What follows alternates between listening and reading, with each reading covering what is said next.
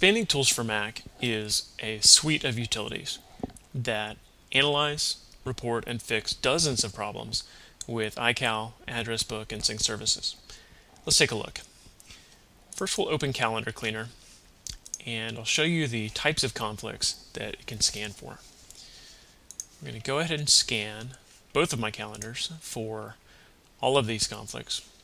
In a few seconds, we can see that we have a report of all of the conflicts detected and details about each one. Now, there are a couple of conflicts here that I don't care about, so I'm going to go back into Preferences, turn those off, and rescan. Okay, those are no longer reported, so I can start fixing the conflicts that I do care about.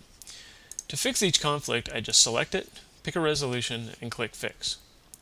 But before Spanning Tools actually modifies any of my data, it's going to give me the option to make a backup, which is recommended. Of course, I'm going to skip that here. That conflict was fixed, and I can go through and fix each one of these individually, but since they're all of the same type and I want to resolve them all in the same way, I can do that with a single click. Since my data was modified, Spanning Tools is going to give me special instructions for iPhone, Spanning Sync, and Mobile Me to make sure that everything works on the next sync. Now let's look at Contacts Cleaner. The setup is the same here, but of course the type of conflicts to scan for is slightly different.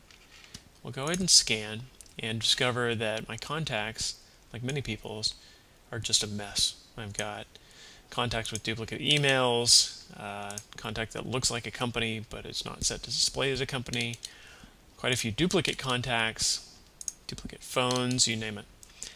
But I can quickly and easily go through these, pick the conflict, pick a resolution, and fix it.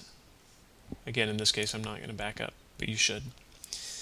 I can find duplicates, choose a resolution for all of these, say fix conflicts, just like this one, and fix multiple contacts at the same time.